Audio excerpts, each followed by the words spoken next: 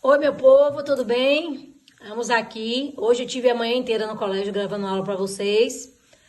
Só que eu quero que vocês vejam primeiro isso antes de ver a aula do Oasis, viu? Eu fui gravar, mas eu queria só fazer alguns lembretes e algumas observações antes de vocês assistirem a aula que eu gravei hoje no Oasis, tá certo?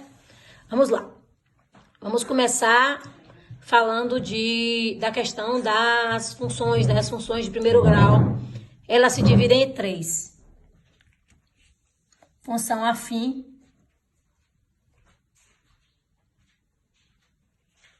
função linear e vamos ter também a função constante.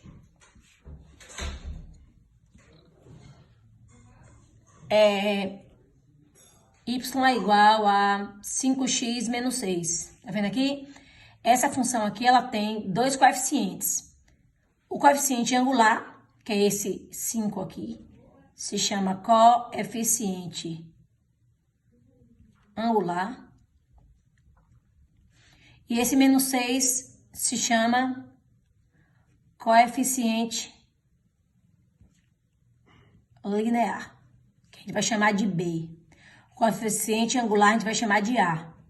Então, o coeficiente angular é A e o coeficiente linear é B. Lembrando que o coeficiente angular ele está colado no x e o coeficiente linear ele não tem x nenhum. Essa função aqui ela é afim e também ela é crescente. Como é que nós sabemos? Quando a função for determinada por dois valores, um com x e outro sem x, ela vai ser sempre afim. Então, sempre terá dois termos, né? Um com x e um sem x. Então, ela é afim por isso, porque ela tem um termo com x e um termo sem x. Um com variável e um sem variável. E por que ela é crescente? Ela é crescente porque esse valor colado no x é positivo. Ou seja, o A é maior que zero, certo? Maior que zero quer dizer que ele é positivo. Então, o A, quem é o A aqui? O 5. Ele é maior que zero? Sim. Ele é positivo? Sim. Então, a função é crescente, certo? Se eu botasse assim, ó, y igual a menos 3x mais 2.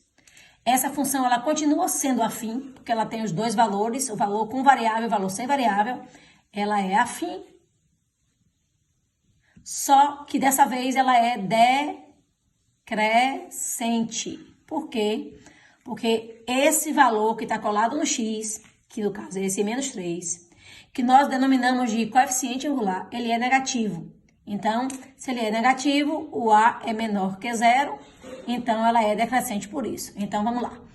Para ser afim, tem que ter os dois valores. Um com variável e outro sem variável.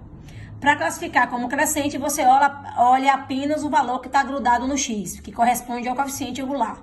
Se for negativo, é decrescente. Se for positivo, é crescente, certo? Aqui, 8x. Perceba que essa função, ela não tem os dois valores, ela não tem os dois termos. Ela tem apenas um termo só. E esse termo, ele tem x, certo? Essa função, como ela só tem um termo só, e esse termo único apresenta a variável x, ela a gente chama de função linear, certo? Então, por ter só um termo com variável, ela é chamada de função linear. Só que ela é linear e crescente. Por que crescente? Pelo mesmo motivo que eu expliquei os demais. Ela é crescente porque o A é maior que zero, que no caso é esse 8 aqui. O A é maior que zero, por isso que ela é crescente, certo? Outro exemplo, y igual a menos 7x. De novo, uma função que só tem um termo. Esse termo com variável é também chamada de função linear. Só que dessa vez, o valor de A, que é o valor que acompanha o x, ele veio negativo, então ela é linear e decrescente, certo? Ou seja, o A é menor do que zero. Outra coisa, existe um outro tipo de função, que é chamada de função constante, que não é considerada a função de primeiro grau, certo? Aqui, se a gente for olhar, o assunto todo é função de primeiro grau. Certo, gente? Mas eu vou falar agora de uma função diferente, que é a função chamada de função constante. Essa função constante, ela não é considerada de primeiro grau, porque para ser função de primeiro grau tem que ter o x, né? E perceba que essa daqui não tem x, é termo independente, sem letra. Então, nesse caso, essa função é simplesmente constante. E também aqui no caso da função constante, não vai ter função constante crescente, nem função constante decrescente. Por quê? O que classifica ela em crescente e decrescente é o valor que acompanha o x. Como aqui não tem x, então simplesmente ela vai ser apenas função constante. Poderia ser assim também, y igual a menos 8. Essa função também é função constante, porque não tem variável e apresenta um único termo. Ela possui um termo só e esse termo ela não tem variável. Então, ela não é considerada a função do primeiro grau, mas é uma função que nós chamamos de constante, certo? Outra coisa que eu quero falar diz respeito aos gráficos. Você tem que ter o poder de olhar para o gráfico e saber dizer qual é o valor de A, qual é o valor de B, se é positivo, se é negativo, entendeu? Então, por exemplo, vou fazer aqui vários gráficos, certo?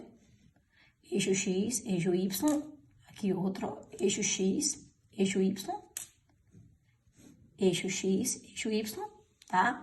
Aí aqui vou botar aqui, aqui, aqui,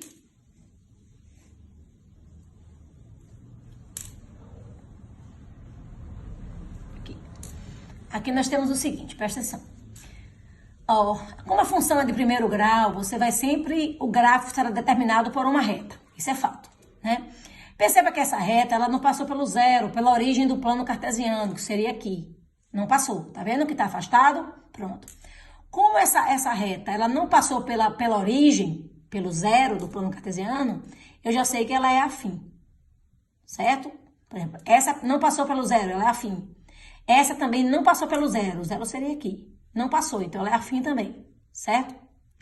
Agora essa, ela passou pela origem, ela passou pelo zero. Então, quando passa pelo zero, ela é linear.